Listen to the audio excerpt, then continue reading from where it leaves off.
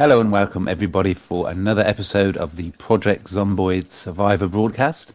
My name is Chuck Miller and I am joined as always by my fellows. We've got Sam, aka Nautical. Hello. And we've got Ash of Zombie Ash Gaming. All right. And we also have a very, very, very, very special guest for today's episode. I'm very pleased to introduce him. He is known on YouTube as Ricksdetrix. Hi, Rick. Hello. I thought you were going to introduce someone else then. No, it's just you. Yeah, Just we tried to get somebody with more subs, but we just had to make do with you. I'm only joking. I mean, you've got more than all three of us. Teo's the most so far, isn't he? Who? Yeah. Yeah. Potato, yeah. That was a good episode. Their growth. Yeah. Right then. Well, I guess we'll start the first question then, Chuck. Yeah. So it's not going to be all about you, Rick. Don't worry. But we do try and put the same sort of questions to our guests. I'll just briefly say thanks very much for agreeing to give up your time. We are not paying you, unfortunately, but thanks for coming on the show today. Legally has to say that.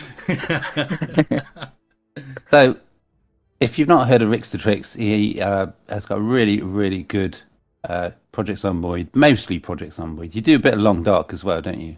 A bit of everything. Well, mostly Zomboid, but I am going to branch out a bit. Otherwise, I'll burn out.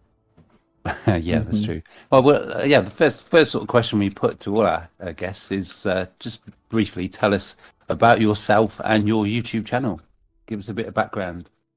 Well, you've given us like the questions there, so I've been contemplating that first question for a while because I don't see myself as like having a YouTube channel still, because like I've made videos for like 10 years just for fun, and like in the back of my head I was like, oh yeah, I'd love to be a YouTuber, but it never seemed like it was possible, you know. It kind of seemed like a pipe dream until last year, where I suddenly got like an explosion in subs. I went from having 70 subs for 10 years to having 1,000, and then suddenly 5k, and it's just like, what happened? So now I'm still just like, people comment on my videos and like, oh, you're my favorite YouTuber, and I'm like, who? What? So I still haven't really adjusted to that. I don't know. It's weird. Take the praise. Enjoy it. And I can't tell people in real life. I'm like, I just do some video editing on the side, you know. I haven't told anyone that I do YouTube or anything. So Yeah. I mean, I'm the same as well. Although not as big as you, obviously. But I don't know. It's more of like a hobby at the moment. I mean, I don't know if it's kind of your main thing, or is it kind of just when you have some spare time, you'll make a video. It's weird. So like, it all kicked off when I was working my last job last year, and then I left that job right around the time when everything started growing.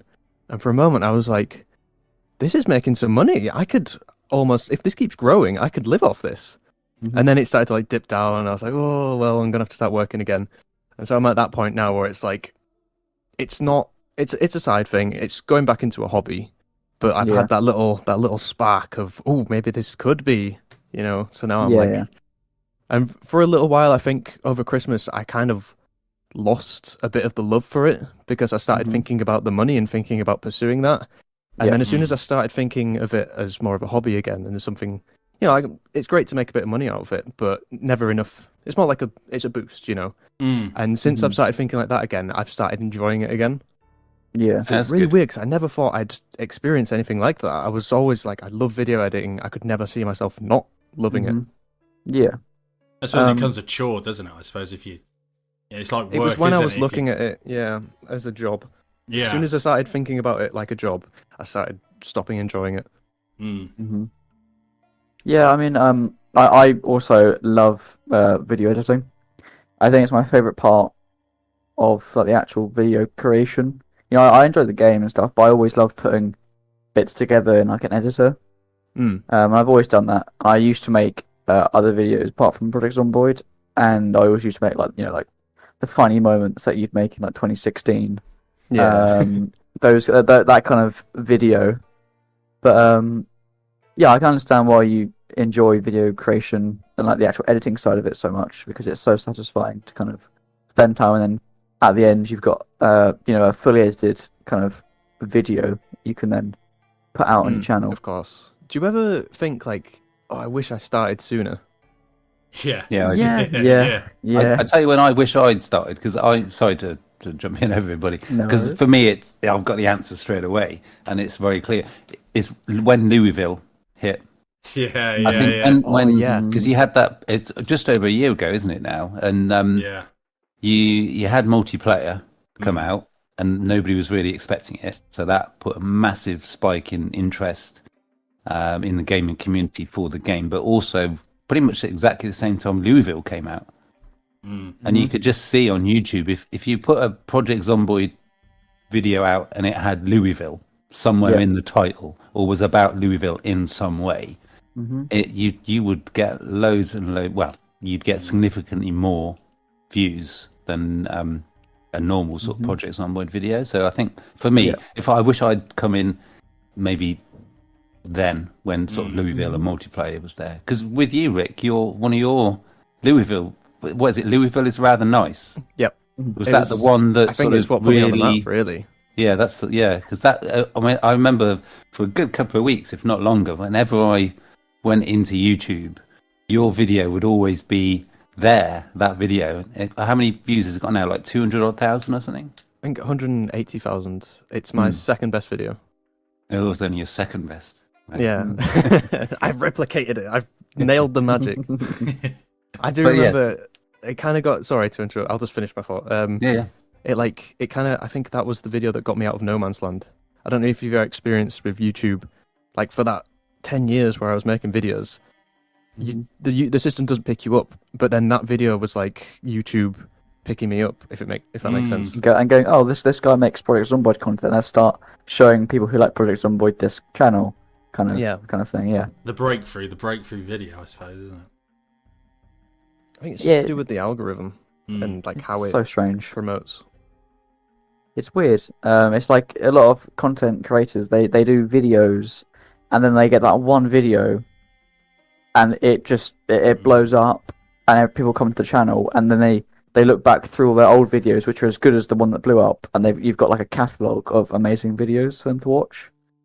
And I think it's when people then start watching those ones, it boosts that in the algorithm, and then it's like a snowball effect of like, the more people that have eyes on your channel, the more that YouTube recognizes it as a channel and pushes it into the algorithm. But it's just getting that little first kind of kickstart, if you know what I mean. I haven't experienced any of my old videos getting views because of this. So like all my old videos are still like 10 to 100 views, and they never get viewed. And I mean, for the most part, most of them aren't as good, but some of them are really good. And I think they will never, ever be promoted by the algorithm. They're just doomed to never be seen. The good old algorithm. Yeah. Who knows? It is interesting, though, because I did do a marketing job at one point where I did a lot of like SEO. And so I kind of understand the logic behind it. I hate it, but it's kind of interesting just to see like how it gets picked up. I love analytics, but yeah, my God, I hate the algorithm. Yeah. I think we all do, don't we? Yeah, it's so unpredictable. And Unless it's been nice to us, then. Yeah, unless it's been nice. You're like, praise the YouTube gods. Yeah, praise them. Apart from that, I don't know about you guys so much. I think you three tend not to swear as much as I do. So you might not have been hit by the latest update so much. But I've already found that like all my videos are getting demonetized because I said a swear word in the first 7 seconds. I've actually had that once. It can pick it up. Well, I think the tech behind it is crazy to check literally every single video for like keywords. Like the tech behind that must be incredible, surely, because it doesn't just do the videos as it comes at it. Like does all your backlog catalog from like 10 years ago. Oh, true. Really? Yeah. I didn't know that. With the shorts update, so you can now get monetization on shorts. You have to like agree to something, and I agreed to that last week, and immediately 3 videos got flagged. You have, done the ratings on these wrong, and I was like, sorry. I made these like a year ago. The rules were different. Yeah, so frustrating when you market not for kids. And, pretty much everybody swears, right? Yeah, I mean, Yeah, I With just get a it's little bit of normal swearing. too. It's overbearing.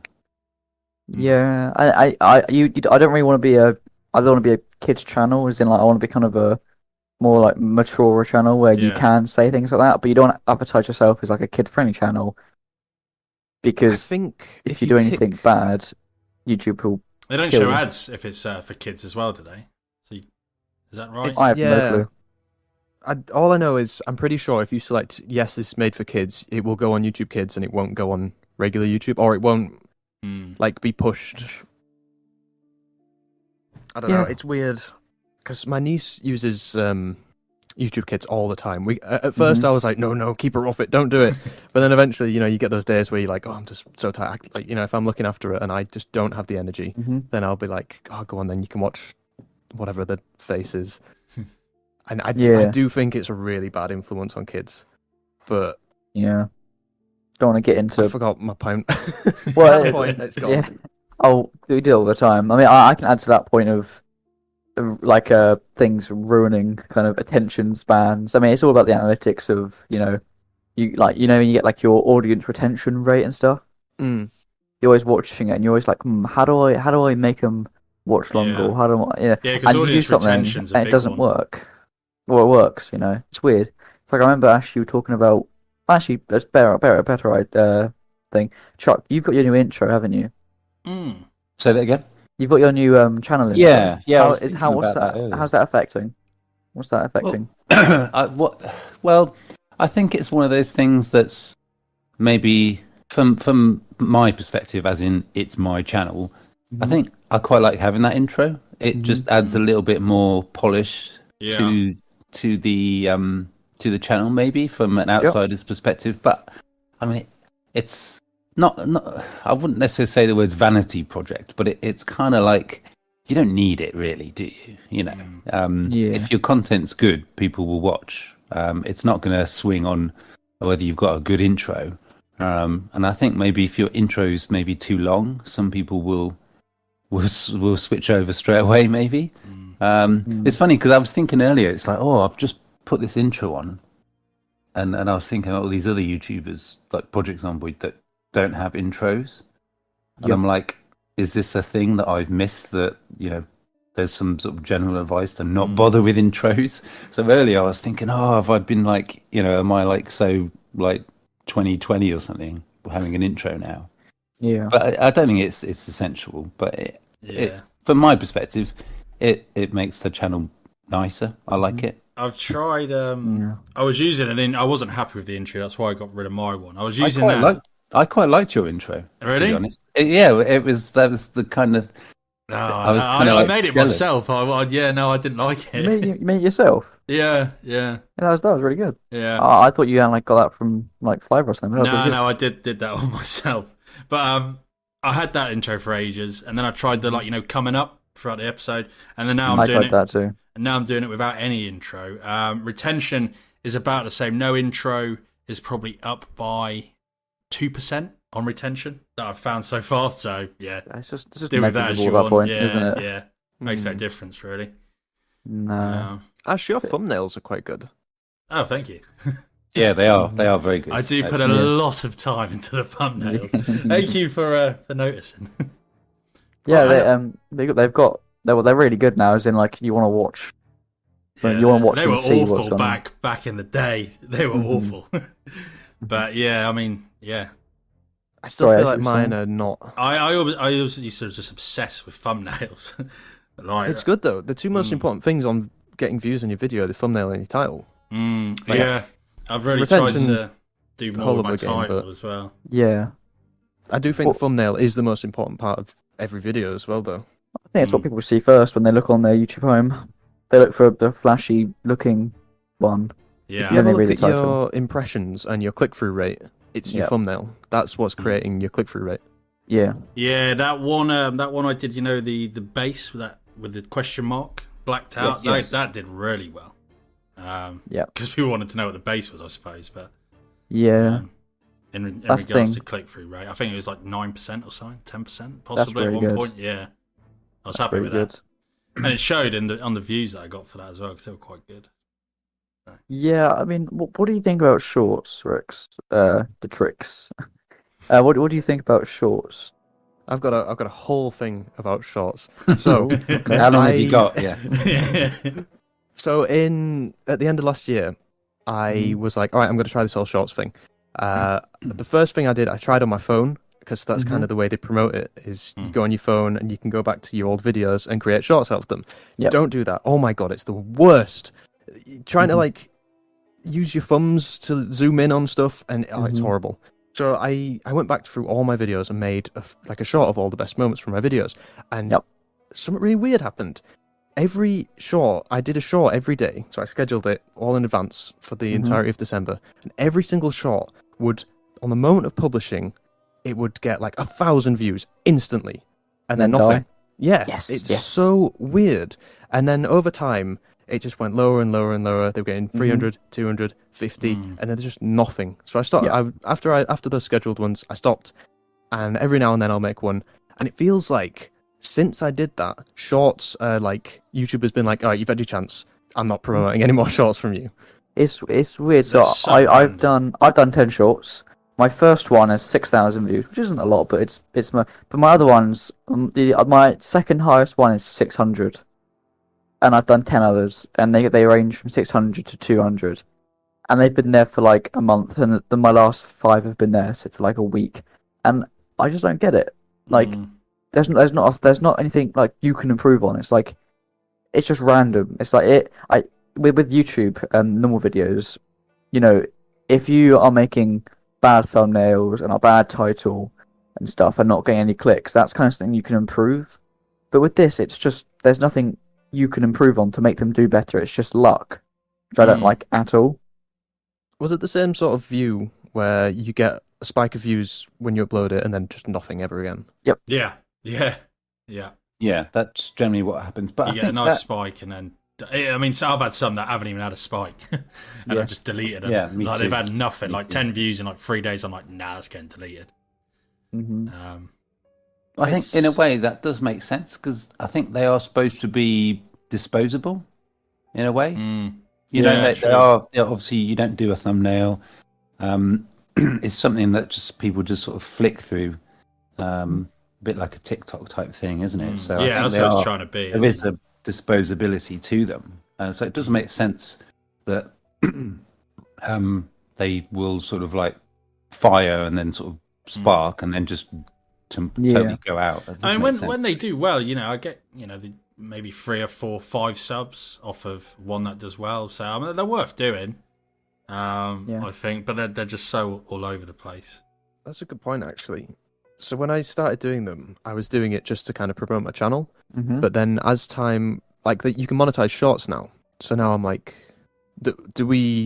is there going to be a market on YouTube for monetizing shorts? Is it going to be as viable as making videos? So that's what I'm wondering. Actually, is it worth just becoming a shorts channel, or is it like depends how much money you earn. I don't earn any money, so I don't have any like metrics or analytics to look at. Speaking of that, though, actually, I was talking to Genuine Toad about this. When you hit 1K, or at least when I hit 1K, that was when my growth really shot off. And I've heard some people talk about how when you can be monetized and you start monetizing your videos, YouTube then pushes you because they can make money out of it. That Makes sense, yeah. I don't know if anyone else experienced it, but hopefully when you get to 1K subs, that's when things start to really grow. Sorry. Yeah. Well, it makes sense for YouTube, doesn't it? Why are they promoting them that hasn't got any ads? They can't make money off I mean, it. I think they say they don't do that, but surely they do. If they're making money, they're going to promote it, aren't they? Yeah, it sounds like business at the end of capitalism the to day. me. Yeah. Can I just quickly say though, Rick, I love the fact that you said when you hit 1,000 rather than if. Thank you very much. Well, yeah, I mean, I think all of you, I can't say Nautical, I haven't seen too much of your channel. I apologise. But No, Chuck don't and worry at Zombie all. Ash, I've seen your growth, and it's kind of similar to mine. So hopefully, when that initial 0 to 1,000, hopefully it's quite. That actually, that reminds me, that shout out that you gave me for my Nomad, that boosted me a lot. So thank you very much for that. Well, I got shout out from Private Lime, so it's kind of like I feel like it's it's your job really to.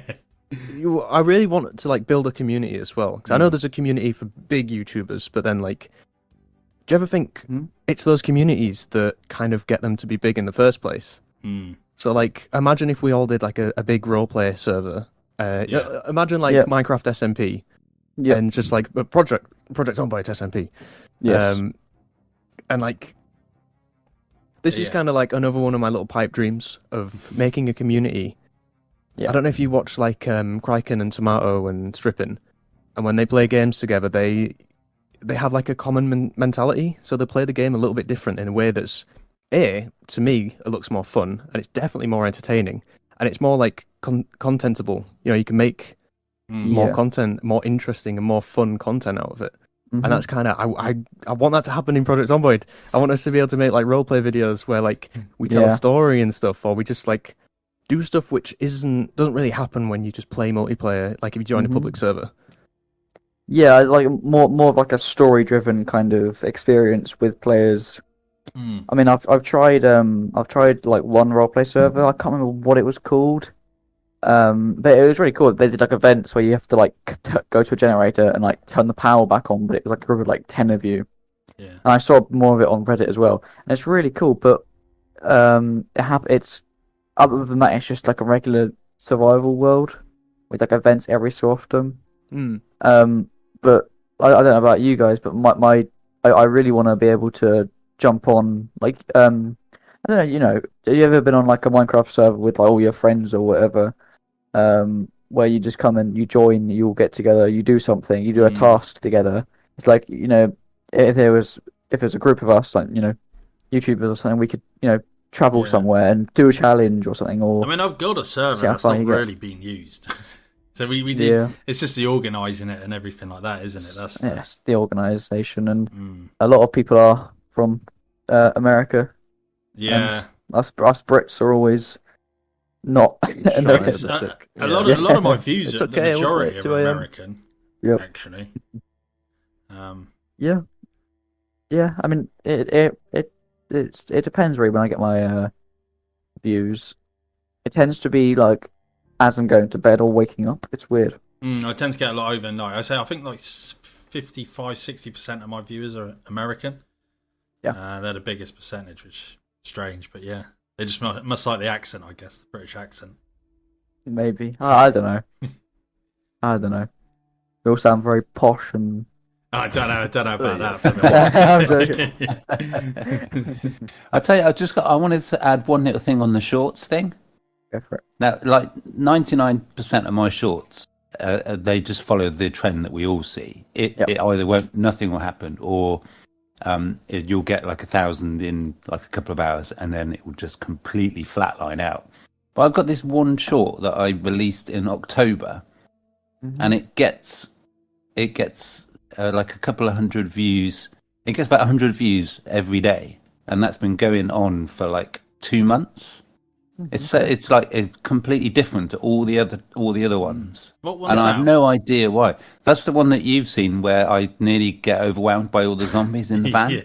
Yeah. Oh, I think I've seen that one as well. Yeah. So it's still picking up views and likes, and it's been out for 2 months. I mean, it's small likes, but it means that there's slowly, you know, the likes are slowly growing, the views are still slightly growing, and it's nice to see.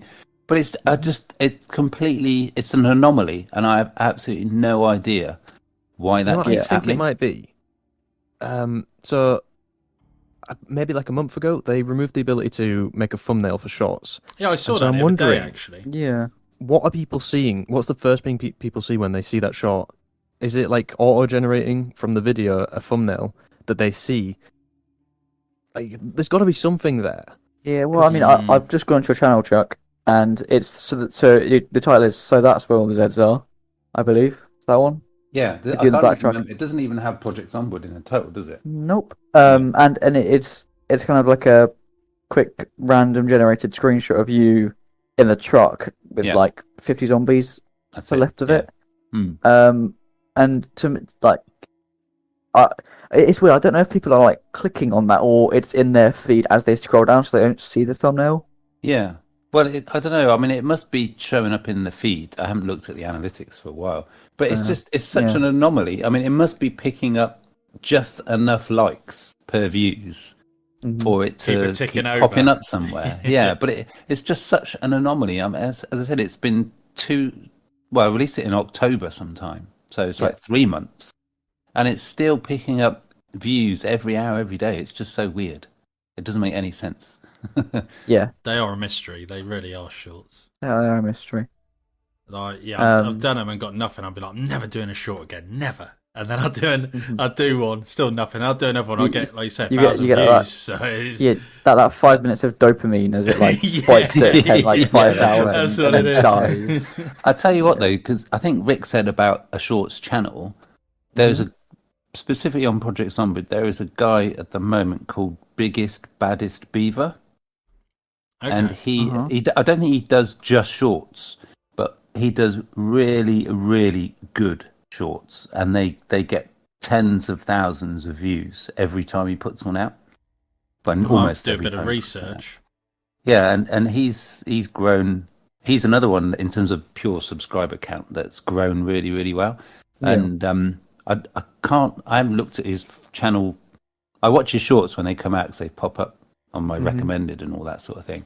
But I haven't looked at his channel for a while, so I don't know if he does just do shorts. But oh my god, yeah, he gets a lot of views from shorts, and his kept keeping half an eye on him. His subscriber count is like doubled in a few months. Yeah, and they are really good shorts. I don't know. The difficult thing for me with shorts is because they feel sort of disposable, and sort of they might be popular for a day, for an hour even. I don't, because they have that disposable sort of feel. I don't feel as though I want to spend like an hour or two editing and doing a really clever story, and it's kind of like. But then I look at Biggest Baddest Beavers shorts, and they're really well edited, and there's like there's an idea behind it and a story, and they're really clever, and they do get absolutely tons of views, tens of thousands. Who was it? Sorry again. Oh, Biggest Baddest Beaver. They've instantly come up. Yeah. Yep. They are really good view. Really good. I'm going to give someone a watch. I think. I'm looking now, and I'm noticing. It's quite curious. They're using the facing a lot, so I wonder if that. I don't know if it gives it like a more YouTuber feel, or if people are just more people in the YouTube audience like that.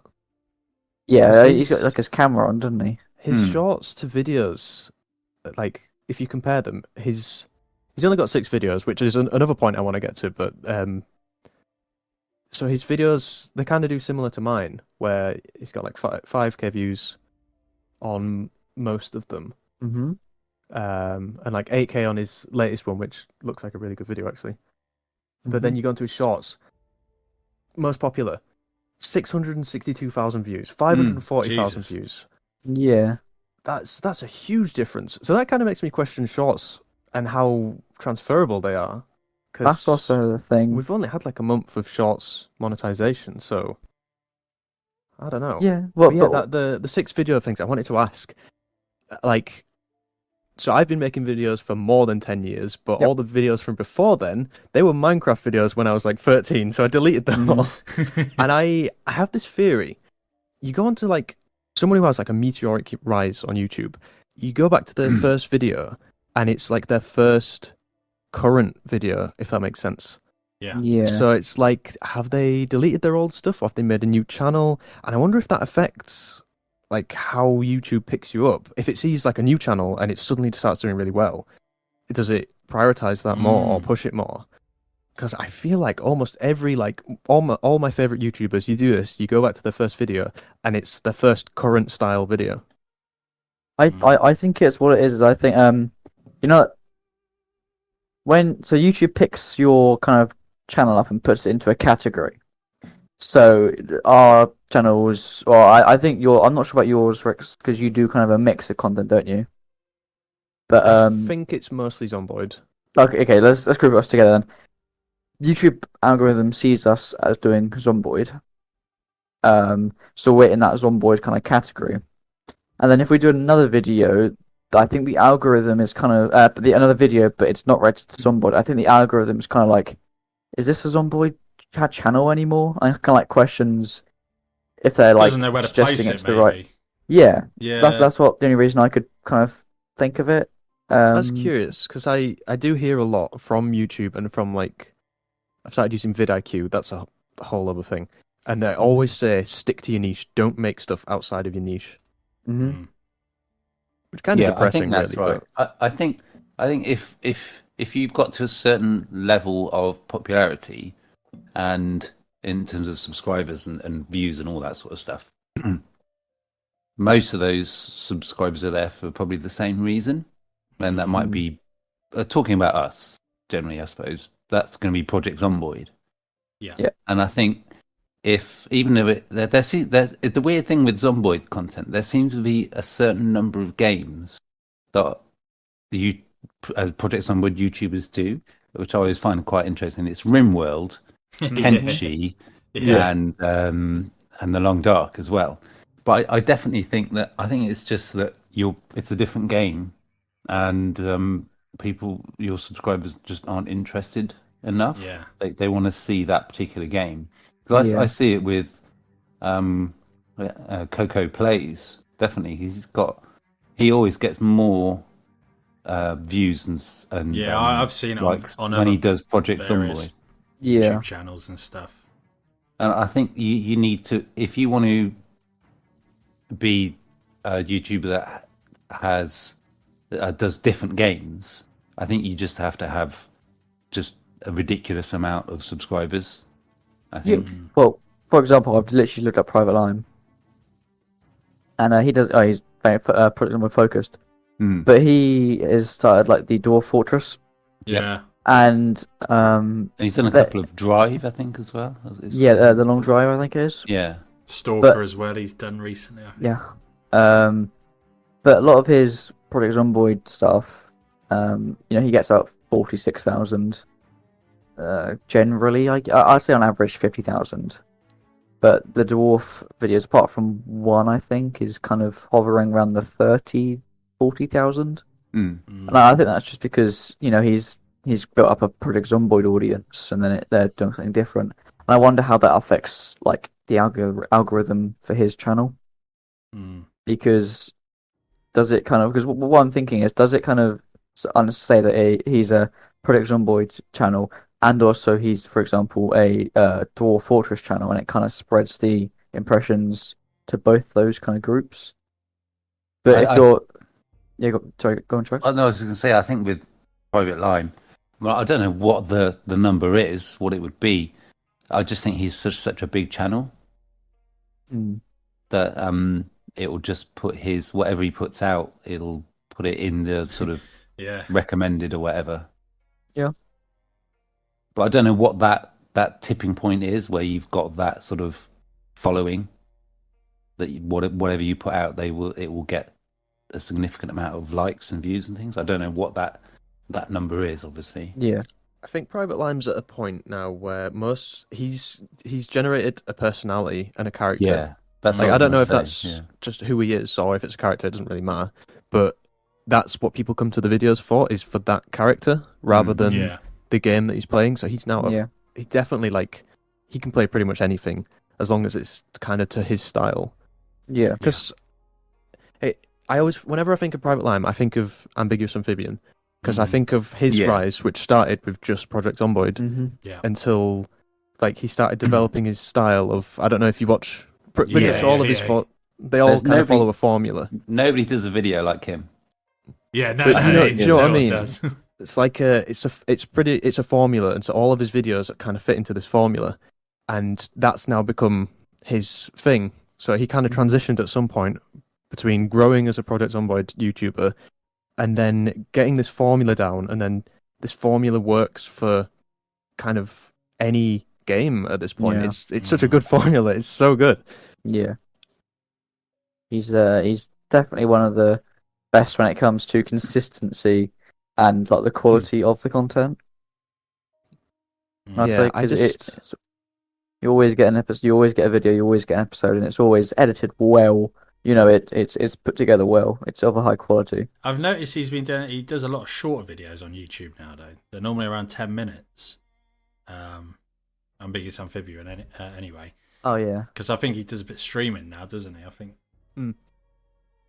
Yeah, I mean, I still go back sometimes and watch his surviving in one Wormhole. house. Yeah, That pops up on my recommended like every couple of The weeks. car. Did he do the just one with the comes up car? again. Where he can't leave the car? yeah. There's things like that which kind of actually, yeah, they're really good videos. Mm. They're very good videos.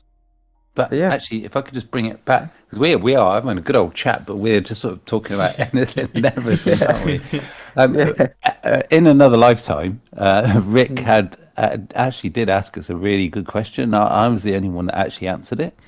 I bet nobody can remember what the question was, can they? No. No. Yeah. And what were we saying? What were we saying earlier on about attention span?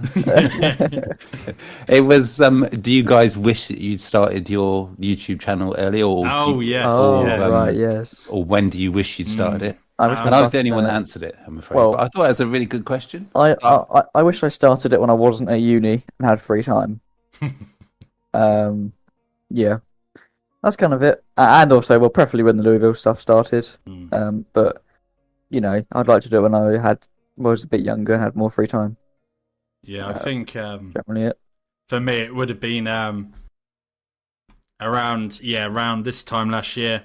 So multiplayer in Louisville, because I seen that someone posted in the Reddit like the active users for Zomboid, the Steam charts, and January last year it was ridiculous, like the amount of users compared to what it is now. I mean, it's still good, but yeah, it was just crazy back then. And having videos out then, it would have just done a lot better. But it is what it is. I'm glad I started when I did it, not later.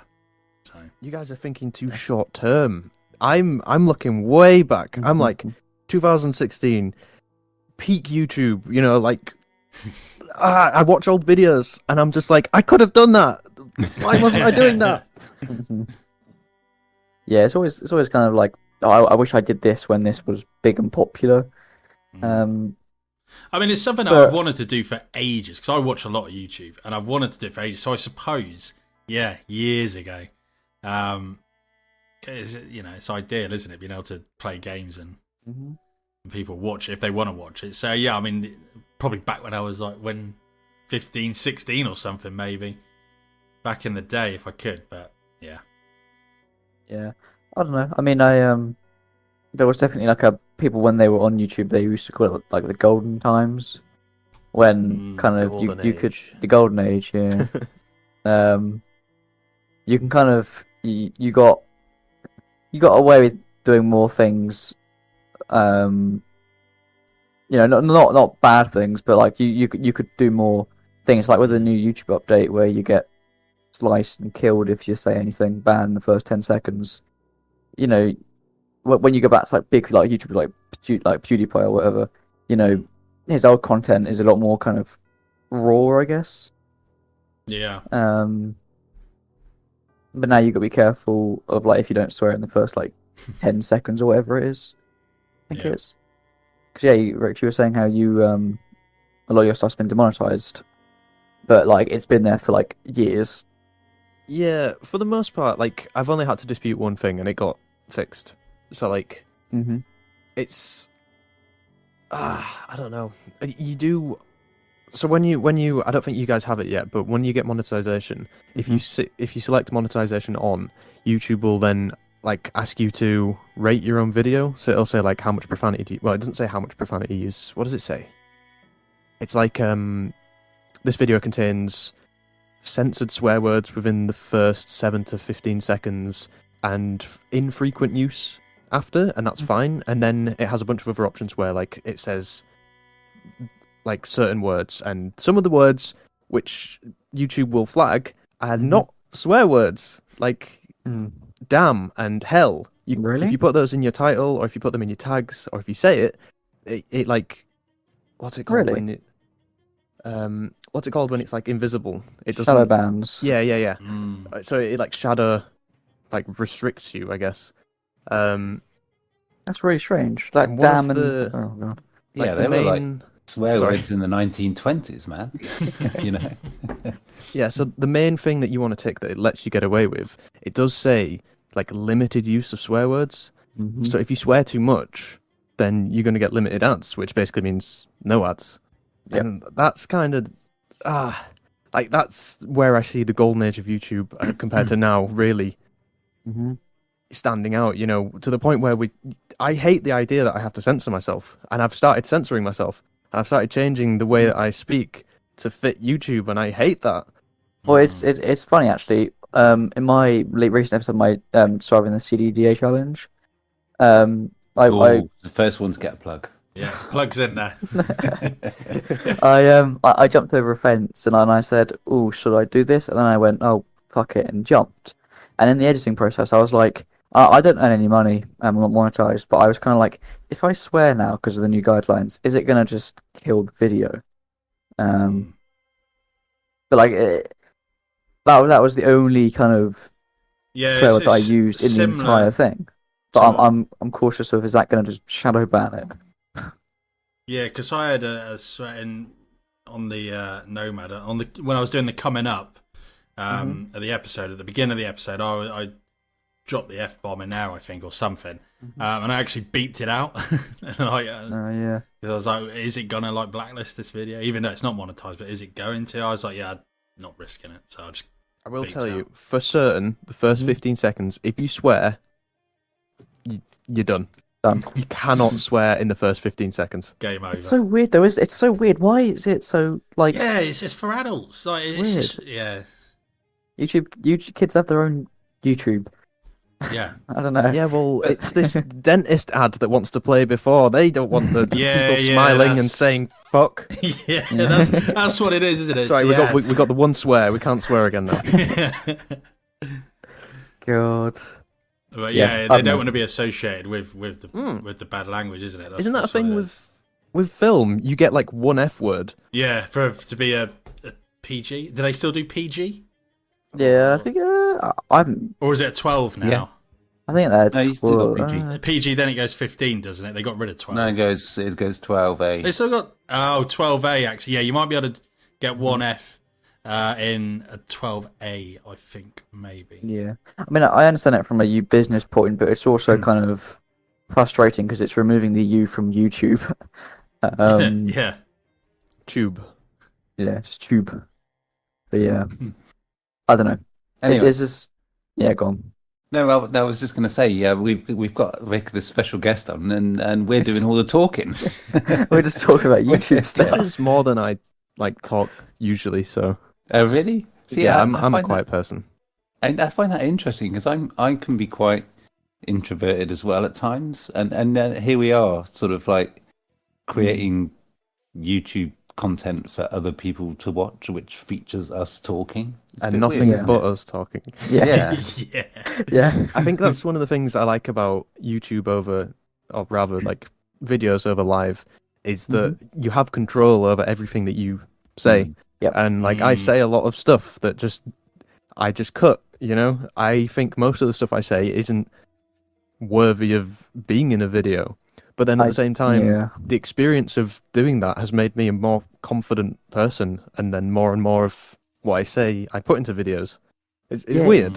It is weird. Well, oftentimes whenever I'm playing Project Zomboid, it's like in my CDA video, I just found myself mumbling and just like saying really irrelevant things, but like it's kind of like me playing the game, which I cut out. But it's weird to kind of. I always find it weird to listen back to yourself as well, because you can kind of see, you know, your speech patterns and stuff.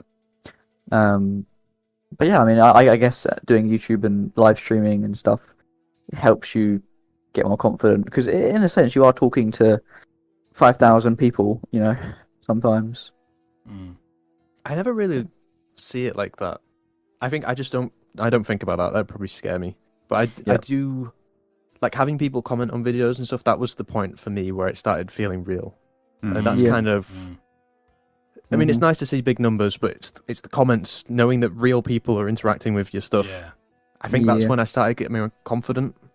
Yeah. And a couple of people have said actually how my accent has come out, because people have told me definitely when I speak to them like in Discord normally. I don't know if I'm doing it now, but if I speak to them normally, like while we're playing games where I'm relaxed, it's completely different to how I speak in a video because I'm putting something on. I'm still putting on a character almost. Entertainer voice, I guess. Yeah. Yeah, it's like a telephone voice, isn't it? You know, sometimes if you are at work and you need to do some stuff on the phone, you have a telephone voice. Mm. And I think we just sort of slip into characters, I suppose, don't we? When we're doing the videos. Shall we move on to the next question then? 'Cause we Yeah, talked well, about what this was one that? too. Question 1? Question 2 we're on now. There's no Jesus. stopping us. We are flying through That's this. a record. That's a record. 45 It minutes. really is. Blimey. We're really 45 minutes We just already. got started, haven't we? I know. It's a It doesn't 3-hour time fly episode. when you're having fun. Yeah. Special All right, then. feature-length episode. Yeah, so Rick, going back to your channel, because you are our guest, should be more about you. Your favourite series on your channel to record. What did you enjoy? Which series did you enjoy doing the most? Oh, And why? well, like my best series has always been Rooftops. That was kind of what put me on the map, and that's Yeah, that was so popular, wasn't it? it's my favorite concept. It doesn't always turn out to be my favorite to record because it is so brutal, and every moment is just I am going to die, stress. So it's but that's kind of what I thrive on. That's what I love. I love a challenge. And so like I had the Nomad challenge, which it was just super popular at the time. So I was like, I'll try it out, and obviously it got loads of success because that's what everyone was searching at the time.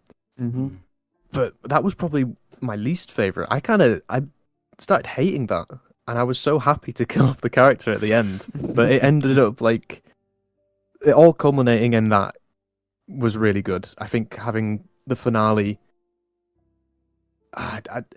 knowing that the character was going to die made it fun again. I don't. But yeah, no. Back to the point, I guess. Again, like, my favorite concept is always Rooftops. I always think back to season 1. I think it's season 1 of The Walking Dead when they're on the rooftops of Atlantis. Yes, with T-Dog and Yeah, I love Mo that and so Merv. much. yes. And I always wanted to replicate it, but there was like limitations in the game that really. So the first season, I think it was just too difficult, and I didn't quite know what I was doing, so I couldn't do it properly, and it just felt like I was getting nowhere. And then I died in a really stupid way. I can't actually remember. But then when I did the second one with Freda Heights, she died to a glitch, but the game was just I like wanted to ask you about what actually happened then to Freda Heights, because I have no idea. Apparently, it's happened a couple times where you just get one hit by a zombie. yeah, like, I mean, I've never. I had didn't it get any happen. damage. It's just died. It shocked me when I was like, what? Yeah, it was It's a bit out of of a nightmare. nowhere. But yeah, I think you had a tough run in the second Rooftops. The laceration was- to the neck, that first one, Jesus, when you're trying to bandage it up, and It it's like was a tiny a bit of nightmare. health. It was like hours of work for a few meters of safety. It was like I had to kill so many zombies just to like get one extra room. It was too difficult, if I'm honest. And while I love the difficulty, it was like I have like 10 videos that were all so probably like 20 hours playtime, and I'd only cleared 4 houses. It was really laggy as well. That was the main thing which killed it for me. Yeah. Nothing worse But- than lag. I think if to switch the question a bit, I guess what would be my favorite, or like what's the idea I'm the most interested in? I want to do a Rooftops again, but probably with like respawn on, so I can kind of subvert the lag, because it was always having the hordes underneath me which appealed to me the most. You know, knowing that you're living above this constant threat. Yep. So I think I would lower the pop and increase, well, just turn on Respawn. respawns to kind of Balance. emulate the high constant threat. Yep. But then I've always really wanted to do a I Am Legend run. I tried doing one and I called it I Am Louisville, but it wasn't anything like the book or the TV or the film, Yeah. which was so it was a bit of a cop out, and that really disappointed me. Yeah, I mean, it's always hard looking for a new kind of series to make because I want to make a new series, but I don't know what to do. It's like I was thinking about like One Painful Year, or like I do, The Last of Us, was like zombies or clickers, It's always trying to find that one thing which you really kind of enjoy as well. Because you've got to enjoy making and recording the videos. It's finding a balance of what's popular. Do you go for what's popular, or do you go for what you really want to do? Yeah. Yeah. Yeah, I mean, and that'll motivate you, won't it? Yeah, it's like with, well, I guess with the Rooftop Survival, you were really kind of enjoying it, and you like the tension of never ever really, I guess, feeling 100% safe. Yeah. Because always a mistake would kill you. Yeah, in the vanilla game, it's always the end game that sort of bores me, and I always die because I get bored. So then that's why I make these like ridiculous challenges where you could just never get to the end game where you get bored. Yeah, I like that. I like that too. I always like a good challenge. It's like some of the most fun I've had is in one of my latest videos where I have to run into town and I've got like dodge and weave through all the zombies. Now in that playthrough, in that video, I was nowhere near fit to take on the zombies. But I did it anyway because it was fun. And I knew I was going to die anyway. But in my normal playthrough, where I'm about 7 months in now, and it's kind of like a thing I just come back to every so often and just do like a week or a month. It's to the point where I'm sort of you're invincible to a point. Obviously, I mean, a zombie will probably kill me, but you feel kind of invincible and like nothing can touch you. And it's an achievement to get to that point, but also it kind of ruins the tension from the game because I know I can go to that horde of 10 and just bash their heads in with a crowbar easily.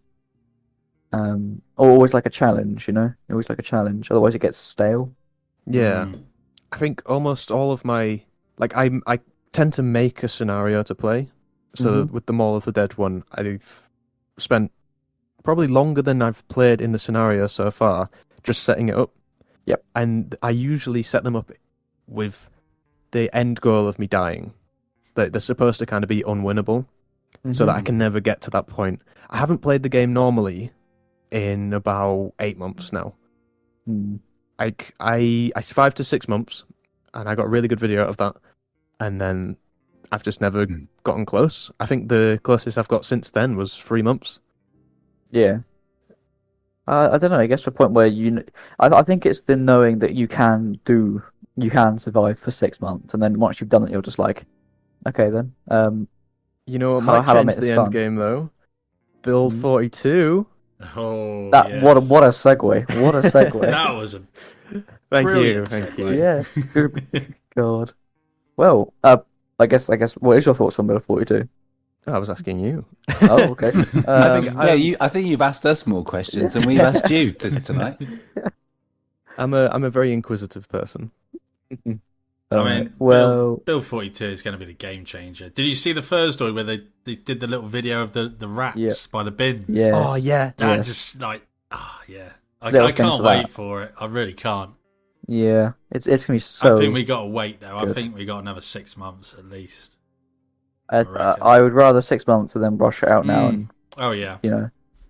I hope they do a good job of optimizing it though. Yes. The more they pile into it in terms of features and all I that think they are doing something how the chunks load or something like that. I think I remember reading, so they are going to optimize it, I believe. The impression I got from reading like the dev blogs is that they're putting a lot of time into fixing previous problems and making sure that new stuff goes in right. So I kind of have faith. I rarely have faith in game developers, but I have faith that whatever they're gonna do, they're probably gonna do it right. I have faith in these guys. Eventually. Eventually. It's like Build 43 that's gonna bring NPC, well, like Survivor NPCs in, isn't it? Yes, I think so. So I think a lot of people are probably mixing those up. I'm more than happy for them to split it into two major updates because I think livestock it's always described as like a stepping stone to true NPCs, isn't it? Yeah. So I think it'll be nice. It'll be good for like the end game and also fleshing out sort of the environment and making it feel more real. Yeah. But the big update is going to be Build 43 when it's ready. That's going to be huge. One thing that I've always kind of not criticised, but I've always thought it's a bit kind of not realistic, but it's kind of like, it's like the first day of the apocalypse and everyone's dead. Yeah. How cool would it be for like for the first week, and as people slowly die off, there are other survivors like playing at NPCs trying to survive as well. So like on the first day you come out your house and there's like a survivor fighing Till out carnage. there. Yeah. But just because you're not the only survivor in the first day, it should be like a gradual thing maybe. But I don't know. I think with the lore, it's kind of implied that it's kind of like day 7. Mm-hmm. So I usually play with sort of the mentality that I've holed up in my house and I've just tried to wait it out, and then I'm starting to run out of supplies. So that's why I first leave. Yeah. But did you ever play like the really, really old alphas where they had NPCs in? Yes. No. That Kate. Kate, Yeah. Kate and Ballspot. I think in the original alpha they didn't have NPCs apart from the raider. Kate wasn't really an NPC; she's just kind of like a prop. Yeah. Yeah. But at one point they added the NPCs, didn't they? And they were very finicky.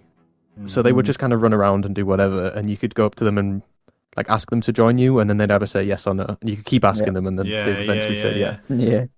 And I think if they re-implemented it like that, I think it'd be bad. Have you seen?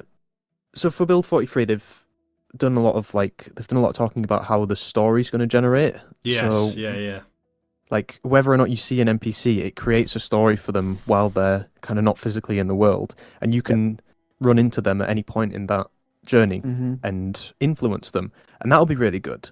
Yeah. But I'm thinking like at the beginning of the apocalypse, day 1, like if the NPCs are just running around and kind of doing whatever, I don't think it'd feel right.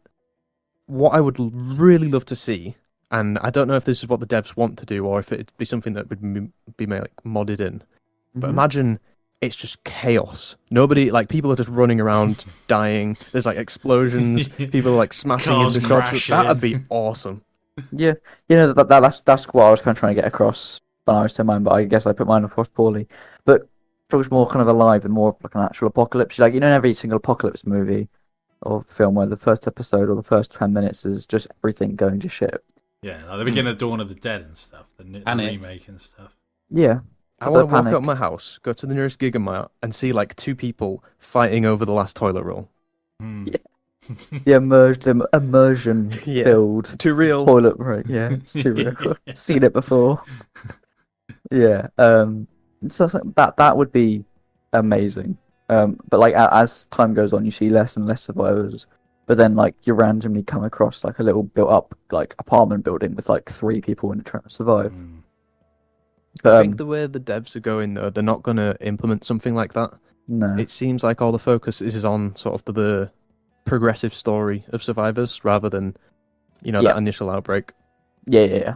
I mean, I'm sure modders will do it. There's some very talented people.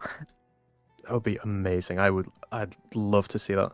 Yeah, well, I mean, like what people have already done with like the Superb Survivors as well with little code that they had.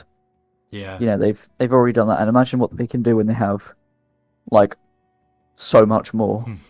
Well, this is what I mean with like the early NPCs. It seems like Superb Survivors is kind of just a rehash of that. Yeah. Because they kind of just wander about semi-aimlessly. They kind of do generate their own story. They barricade a house and they go out to find food, don't they? They have like a really simple sort of cycle of what they do. But then it is kind of the same simple kind of mechanic where you just walk up to them and ask them if they want to join you and they say yes or no. And I think it does. I think it kind of takes away from the game. That's why I don't use it. It feels too simple, and it feels like it. What's the word? Unimmerses me. What's the opposite of immersion? You know what I mean? It takes me out of the experience. Yeah, because I tried it maybe a couple of months ago. I was thinking of doing a series on it, and again, I just couldn't get used to it. I didn't like it. So I know what you mean. That they seem to. It's hard to kind of find a word to describe it. They seemed too basic and Simple. kind of one note kind of. They're good or bad. It's like maybe if when they do come out, if you ask them, but like ask them to join you, they say yes or no, depending on your relationship with them. Do you know them? Are you well known as like a friendly person? Like, how do you look? Do you look threatening? Do you have a machete in your hand? I think there should be more kind of variables which can affect like a reputation, I suppose. Reputation, but like obviously it has to be a valid reputation, and like your reputation can't just go down for killing someone and no one else seeing. Yeah, or the reputation with that family or that group, for example. Something like exactly. that. Well, whatever happens, I have full trust in the devs, because these are basically the only indie devs that I trust to do the game. Yeah. Yeah. It does look like whatever they're doing is very complex in a way that I'd absolutely support. Mm-hmm. And no, I support them all the way, because they've brought, the way I look at it is they've brought the game this far. Look how good it is now. They're gonna have to really, really screw it up to like ruin it. They do you know what I mean? They can't. They won't. No, they know what they're doing. They've been doing it for 10 years. But yeah, I think that in the last year as well, the team's grown quite a lot. I think they got 3 new people as well. It seems like they're adding someone every month on the first Doid or something. In the last one that I read a couple of days ago, I'm pretty sure they had 2 new starters, and they also had 3 new people. Yeah, Ferris Wolf. Yeah, they were new. Pat Bren. I thought I read that the third person was just temporary to just like fix some code. On third person part-time basis, writing new radio stations, channels, new lore. I'm not sure. There's nothing on here at the moment I can see. They've got a full-time tester though. That's useful. It's amazing how many games just the developers just don't test the games. It's they come out broken. Battlefield 4 2042, I know it's very different, but like you got to think, did someone not like play the game at EA and go, I've given up on AAA games. They're just I very rarely buy them because they always come out broken. They do, and it's infuriating, really. Yeah, it really does wind me up. You can get a broken game monetized within an inch of its life, or you can get Project Zomboid for £15 and sink 5 times as many hours into it and as 10 times as much fun. Yeah. No microtransactions. Yeah. If you don't like zombie games, you're out of luck. Yeah. It's like with the what do you call it? The Labour of Love Award. I voted for Zomboid. I can't. Yes, Cyberpunk. Cyberpunk. I don't mind Cyberpunk. It's a good game, but it did not deserve Labour of Love. Okay, so they got Labour of Love for just finishing an actual game. Yeah, for getting it to where it should have been like 2 years ago or whatever. Exactly. Don't get me started on it. Well, I saw it, I was shaking with anger. I was like, no. For the reason that Cyberpunk won, No Man's Sky should have won. Yes, No Man's Sky. But I agree. They like followed up on every promise they made and improved the game further. Whereas Cyberpunk, they just kind of did the first step towards that. They just finished the game. Simple. I mean, I like CD Projekt Red, and I do like Cyberpunk. Don't get me wrong, but they shouldn't have won it. They should not have won it. No. But there you go. Next year, Bill 42. Yeah.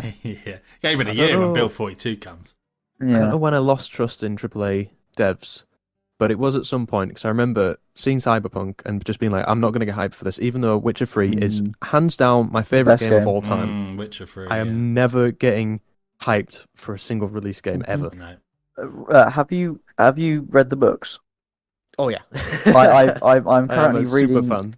I'm currently reading through Seasons of Storms. I think it's so good. It's the second book, and I got those for Christmas, so I'm really enjoying them. And I'm finishing the books, and I'm going to play through all the games. They're doing a remake of the first Witcher, aren't they? I think. Yeah. Yeah, I think so. Or the second. No, I think it's the first. They're doing a remake. I hope so, because even as like a mega super fan, I can't recommend the first and second game to anyone. The second game maybe, but the first one. Yeah, I think I watched a video and they said the same thing. Like Yeah, the first one, don't play it. Maybe it was revolutionary at the time, but like as I tried going in as like a super motivated fan, and I was just like, I can't do this. Yeah. That was their first game, wasn't it? CDPR, I think, wasn't it? I think they did something beforehand. I think they did something. Because I don't... Well, I mean, they got the rights from The Witcher for, like, dirt cheap, I remember. And the author, Andrei I can't Sogetsky? pronounce... Yes, Something that's like it. He hates the games. Does he? Yeah, he hates them with a passion. I did not know Wow. that. I don't know if he hates the TV series, though.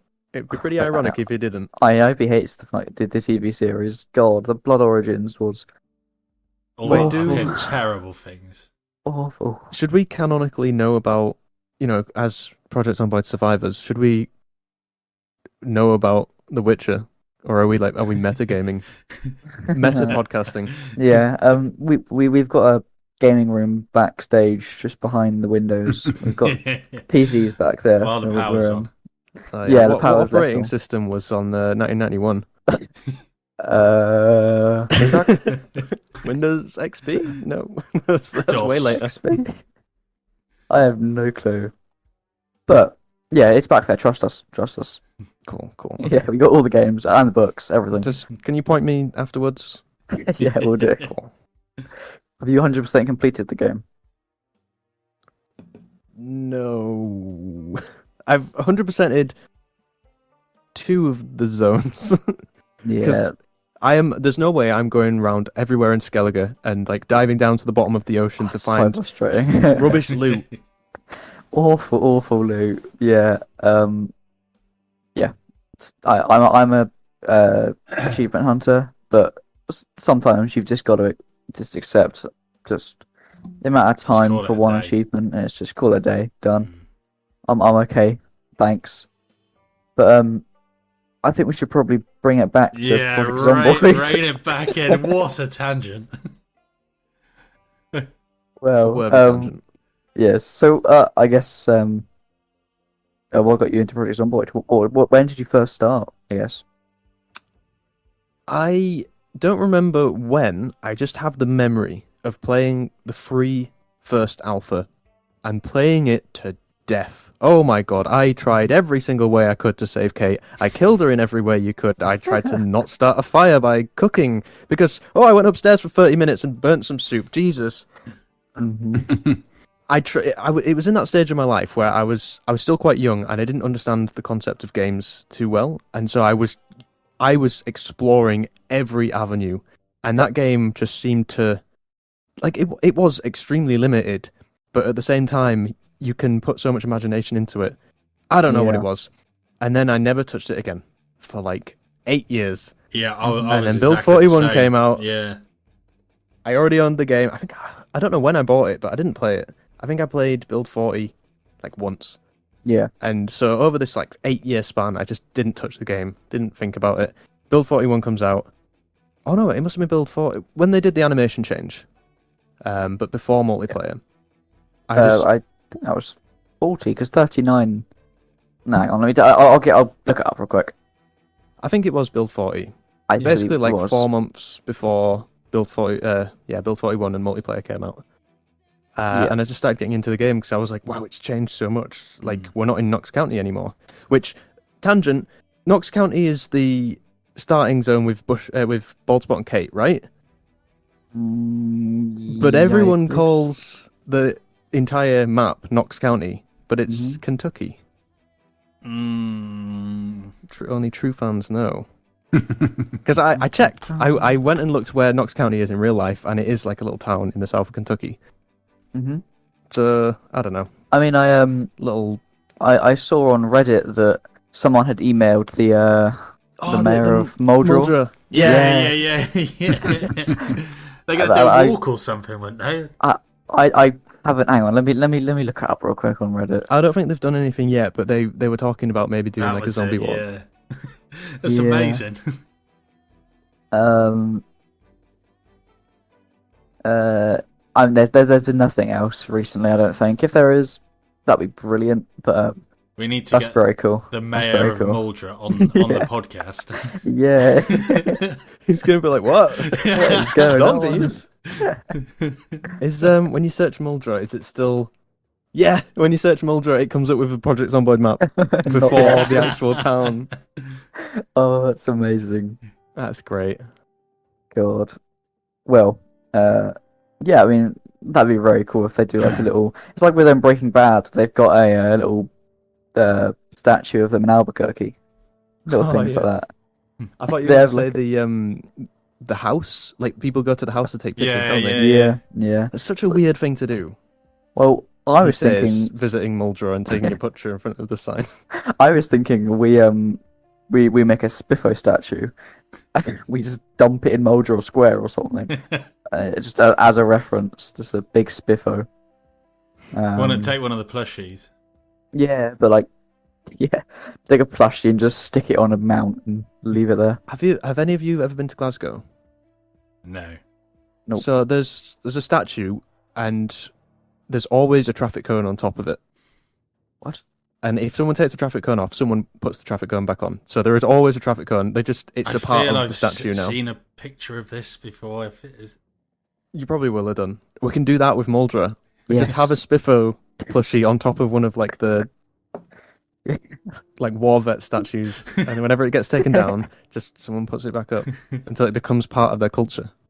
Yeah, we integrate Zomboid into the culture. They could do like a yearly like a yearly kind of parade through there, where they all like zombie shuffle up and down the streets. I would fly over there just to be Yeah, involved really. in that. The thing is, every single resident would just be like, What is going "The on? hell?" Do you reckon some people have like gone to the game and looked for their house, like on Google Maps, like, oh, that's my house. Do you Every reckon time everyone- every time they type in Muldra, they'll see the game. They'll all know about it by now. Yeah, it's like imagine telling your friends you live in Moldril and they look up directions and it gives you directions on the Zomboid map. It's just like, oh, yeah, Lord. But yeah, oh, that'd be really fun if something happens. But you never know. I think they've got more things on their mind apart from there's a game where we're in. Yeah. But yeah, yeah. I mean, what's your favorite part of this game then? Survival. Yeah. Yeah, just the challenge. Like I say, with all the challenges that I make, it's the depth of the game in the sense that you can approach a challenge in so many ways that Yeah. makes it so rewarding. Like, it's not a lot of games. You got so many sandbox games now. I think Skyrim did it quite well, where if you set yourself a challenge in the game, you can kind of just approach it in any way you want. Yeah. No, definitely. The options, It's isn't it? yeah. It's just open world, but it's like sandbox, and you know, All the a lot of settings games. you can tweak and everything. Yeah, I mean, a lot of games say they're sandbox just because they have an open map. But this game is a sandbox where you can alter everything. Mm. Like you can alter like how long it takes till food spoils and stuff. Like, you know. I mean, and if it's not in the game, sorry. there's definitely a mod for it. So Yeah. Yeah, it's saying the depth of the game. Absolutely, yeah. Um, Like other games that have great depth are always like big hits as well, like RimWorld and Dwarf Fortress. yeah, Kind of two pieces in the same pod. I can't really think of Yeah. anything else off the top of my head. mhm. It's a rarity. I want to say like something like RimWorld, but that still doesn't have as much content as this game. It's really hard to kind of. I mean, the game I'd probably say, I'd say Red Dead Redemption 2 has more content but spread out further. As in, I it was doesn't have. playing Red Dead Redemption 2 recently, actually. Yeah, as in it has so much content and things, but it's more spread out. But so it's like think of Zomboid as like a very, very, very, very deep like lake or something. But Red Dead 2 is like a really, really like not deep pond where it has so much it covers, but none of it is like in depth at all. Mm. But Zomboid it's so deep, but there isn't as much. But there's obviously still a lot. But it's like with Red Dead, you do have like eating animations for different food and stuff. You know. Yeah, but then the food doesn't really matter, though, does it? It's No. Red Dead Redemption. You get a little buff, but you don't. Well, I suppose you do need it to survive. But like I said, that's kind of a very Yeah. one-note system. Whereas in Zomboid, you've got eating animation, which isn't, it could be improved, but there's limitations, and you're not a bit touristic with it. But there's so many things like behind it. It's like an entire machine behind it, which is like 10 times as deep as Red Dead. But Red Dead has got, I would say, probably Cowboys. more little features, and cowboys and horses. Yeah. Yeah. Anything else we all want to say then about the game? Like, what's your guys' kind of? What's your favorite feature? Okay, I guess Rex. It's a tough one. Yeah. Probably the zombie population. There's not really many games where you can have a sizable horde. What was the game that it was a AAA game? With Days motorbike. Gone. Days Gone, yeah. So that was the whole thing. Was that? Do you remember when the trailer came out and everyone was like, "Oh my god, like 200 zombies on screen"? Yeah. Like, there's just no games that do that in a good way. And then Zomboid has that, and it also has customizable zombies, so they can all be sprinting, they can all be slow shambling, they can be in the middle. Like, yep, that's so cool. Yeah, it's my only gripe with the game is that you can't have more because the game just likes too much. Yeah, just melts your computer. Yeah, I mean, I've got a pretty good computer. I got it recently, but it's still, whenever you get past 200 zombies on screen, it just breaks down, which is a right shame. But fingers crossed, it gets more optimized. They'll fix it. They'll fix it. They'll optimize. It doesn't need fix it. It just needs optimizing. They'll optimize it. Yeah. Fingers crossed. I hope so. I think we've said before, like, our favourite thing is kind of the sandbox settings as such for it, aren't they? Because you can just tweak it so much to have it however you want it. You can play Definitely it any way you want. Yeah, I mean, it's my most played game on Steam, and out of everything, I think what have I got, like 1,400 hours, I think. And I think I've got. Can you imagine the game without like sandbox? Like, imagine if you just had to play on Apocalypse or Survivor. The amount of content that'd be stripped would be insane. You'll be playing half the game that it is, in a sense, you know. Yeah, that's. Yeah, I can imagine not playing. I only play on custom sandbox. Yeah. Because one thing that I always like to do is I don't know what you think, but I like to play it on like Survivor only, because I've done Walking Dead. Well, I watched all the Walking Dead, and that's always you're dead if you get bitten. But yeah, I mean, I do go Saliva and Scratch. Is it? I used to do just Saliva. My new next series I'm going to do, I think it's just going to be Saliva. I alternate between them. But yeah, I know what you mean. It should be a bite only, I think. But I just don't think, well, for example, in The Walking Dead, imagine, I don't know if you all have watched all of The Walking Dead, but it's like, I won't spoil anything. Season. Okay, I won't spoil anything, don't worry, listeners. But it's like the amount of times where they're in like a tussle with a zombie, and like every single character gets scratched, but like, would have been scratched if they stuck with like their season 1 rules, which was like, you get scratched, you die as well, because they look for scratches too. And I just think in a zombie apocalypse, you're going to get scratched by a zombie. But to me, they always go with the lore of like, it's like the blood underneath the fingernails and stuff. But also that means that you would never be able to let any blood in your mouth. I like your thought process. I do think, but like in like a lore sense, it should be bites only. But then I really like the concept. I always turn bite mortality to 1 to 2 weeks so that it takes a lot longer. And I try and implement like mods which make you sick and queasy and stuff. So I always run Decaying Corpse Impact high, so that you see the queasy noodle and you don't know if you're infected. I hate that bites are 100%, but that's negated by having scratches sometimes. Because if you get scratched and you get queasy and you're like, oh, I don't know, you have this whole thing. I think it's such a great part of the game is having this chance of infection and not knowing. Yeah. You know, like if I play with, like, you get a bite and you're like, oh, that's it, I know I'm dead. There's a mod that allows you to change the infection chance on being bitten, but it doesn't seem to work. And for a long time, just thinking that, so I got the mod and I put it in pretty much every game that I played. And even though it didn't work, I didn't know that it didn't work. And so I'd get a bite and I'd be like, oh God, no, I'm probably dead, but I might survive. And that adds so much to the game. I don't know about that. I used to play with saliva only because I was kind of like, well, there's no way my run's going to end because I got scratched going through a forest. That's just too annoying, really. Yeah. But then I came to realise that it takes away the drama, because if you're just playing with saliva only, bites only, if you get scratched, you know you're completely fine. You're not gonna die. It's not gonna be a problem. And it took away all the drama, all the sort of worry of what might happen. Yeah, I get that point. Yeah.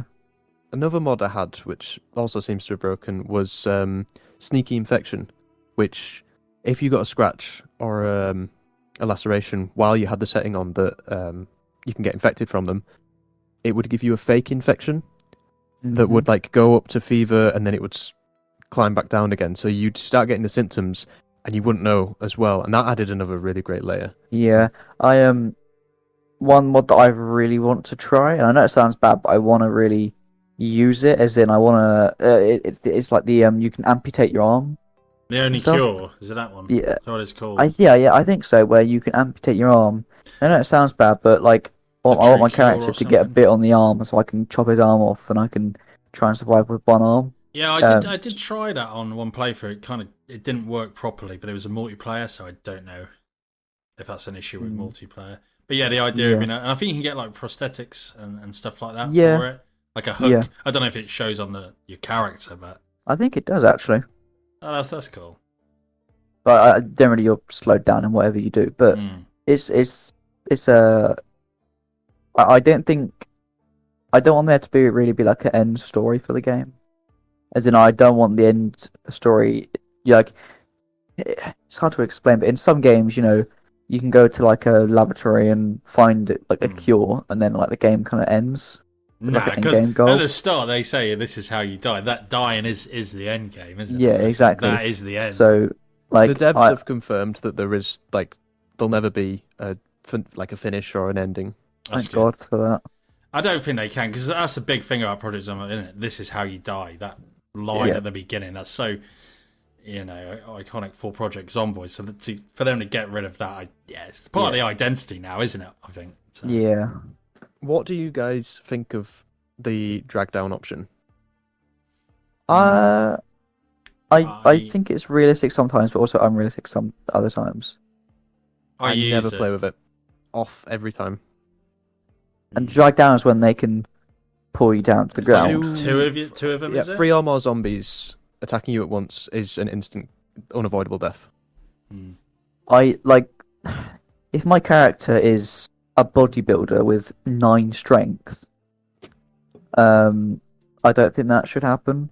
Because you think about it, just. I don't know though. Three zombies pulling you down. Yeah.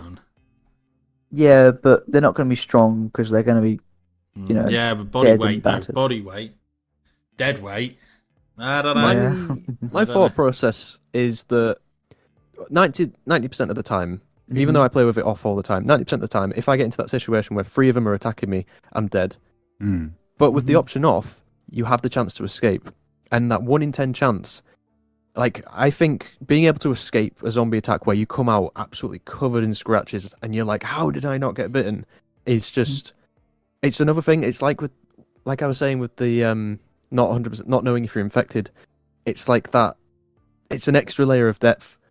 Because I don't like with getting bitten, being certainty, it adds that extra level of depth. So you're getting attacked by all these zombies and you're just like, you get the animation to push one of them off and then another one scratches you, and maybe you get a chance of animation where you push them off and then the third one scratches you, and you're in this tense moment, and it can last like a whole 10 seconds where you're just like, every Yeah. now and then you push them off, and then you get scratched, and then you get laceration, and then you manage to push your way out, and it's so exciting, rather than it just being instantly dead.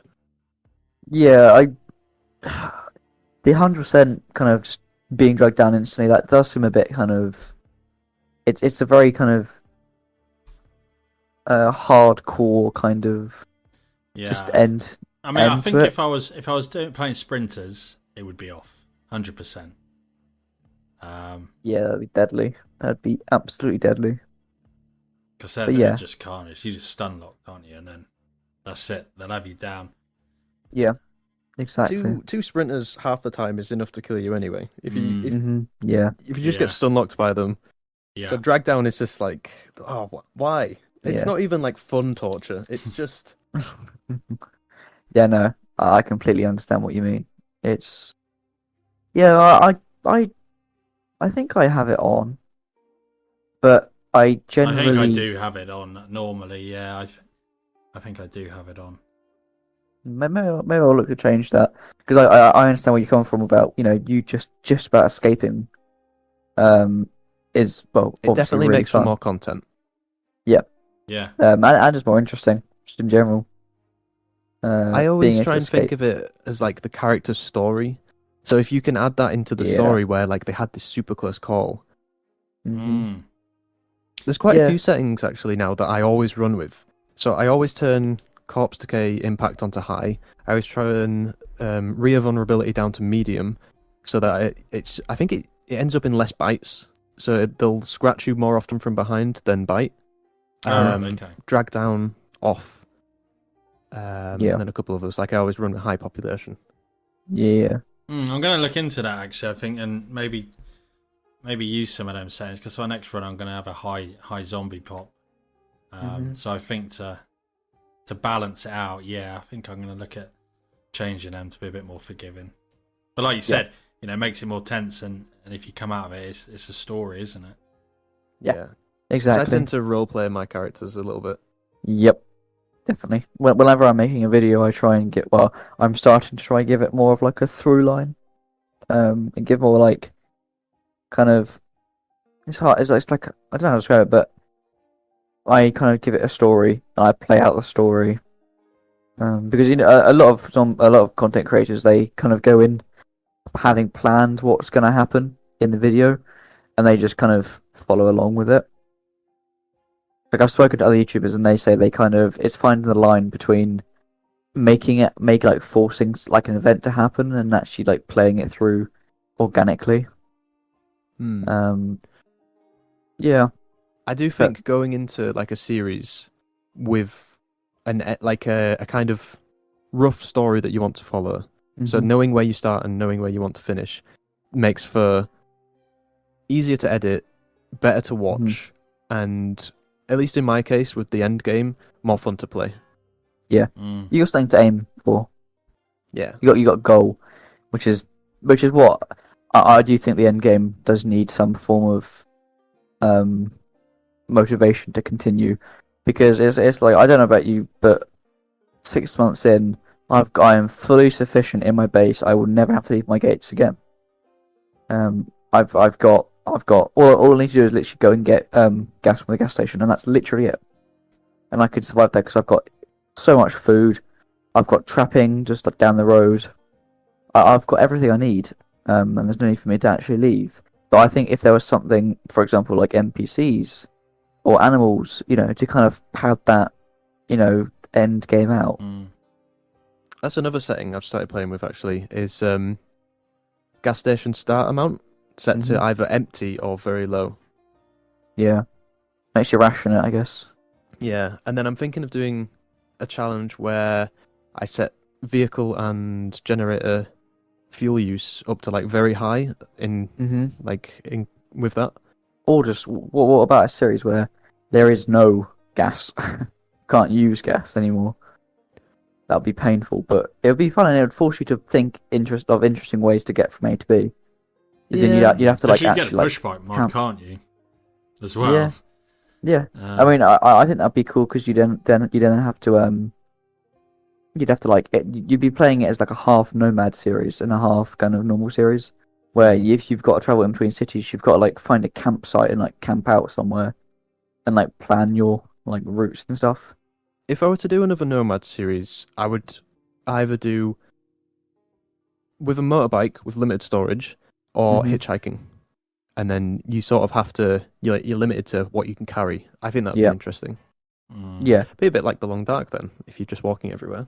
yeah, exactly. Although it adds a lot to tension, I guess, because you can't just get in the car and drive away. Mm. The trouble is, though, that the Zomboid map is just so big. Huge. Yeah, It's huge. but I mean, I guess that's why it's a challenge to plan out and try and survive during that travel time. I think you would have to do something to kind of force you to travel as well, because even in like Riverside, there's just so much loot. I pretty much have to play on. Yeah, you pretty much have to, or I pretty much have to play with like the ridiculously rare mod, just to give me a reason to like leave my base. Yeah, like when you've got 20 canned, like cans of each food just in a cabinet somewhere, it's just a bit easy. There's no threat, there's no challenge. You've built your walls up. You've cleared out like a surrounding 200 meters. Is there any point to really continue? Because you can imagine your character just in like a roleplay sense, just staying inside and living his life out. I guess that's where like the game's development hasn't got that far yet. So that's where like NPCs and NPC raiders is going to come in, and like new events. Yeah, like chopper events, but helicopter events, but they're kind of different. They're later on. They expanded helicopter. Quite a good mod, actually. Yeah. For that. I think the environment of the game definitely needs to be more dynamic.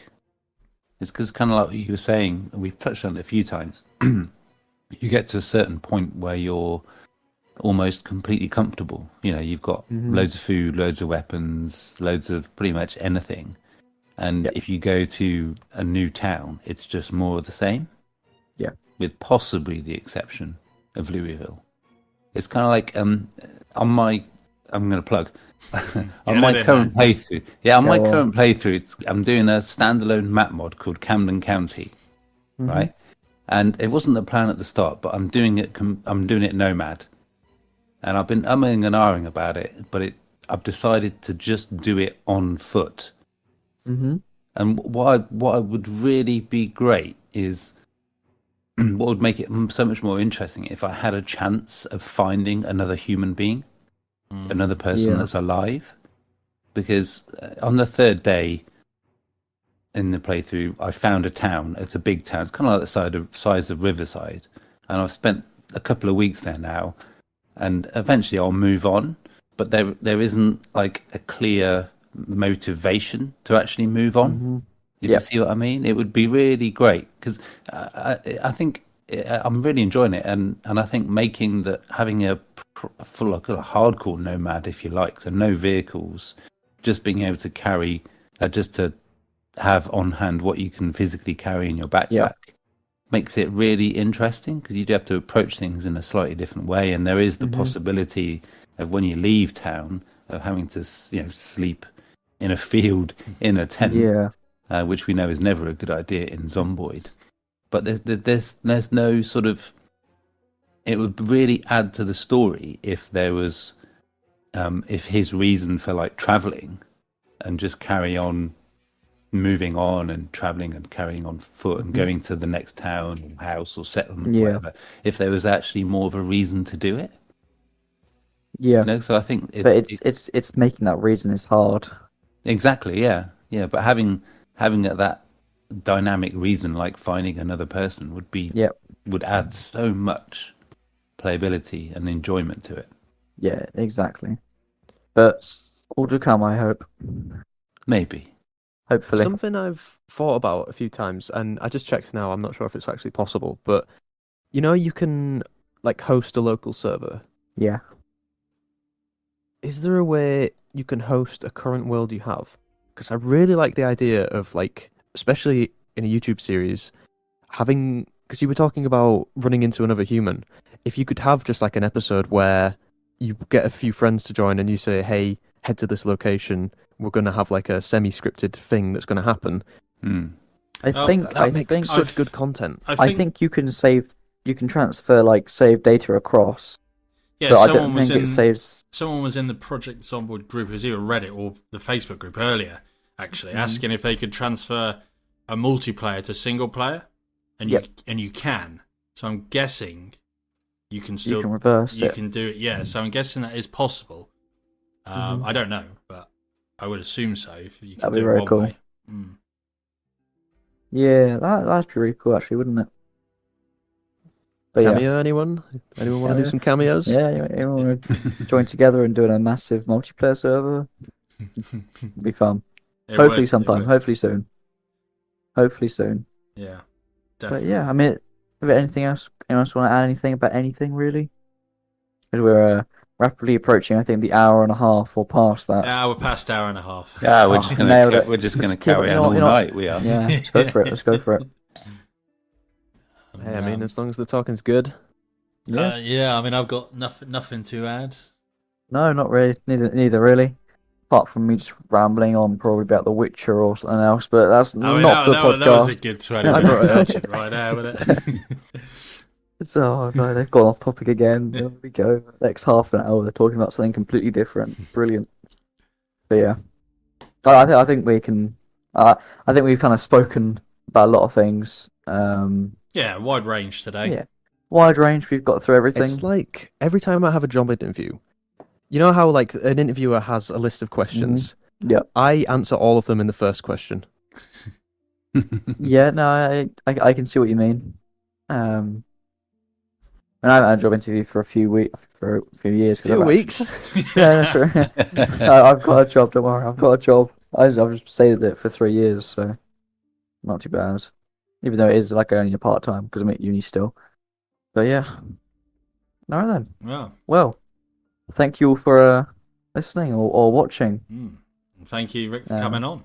Yeah, thanks, Rick, for coming on. It's been interesting. It's been entertaining. Yeah, it's been a good For one. the Yes. lovely chat. No worries at all. Well, I guess we'll see you all next time then. Yeah. Next Yep. week. Next week, are you coming back on next week? Are you? You're Yeah. forcing your way back through the studio doors. Through the window we I'm going to smash the other window. Yeah, the other window. Yeah. God, yeah. All right. Well, thank you for listening or watching. I'll see you all next time. Bye. Cheers. Bye. Goodbye. Mhm.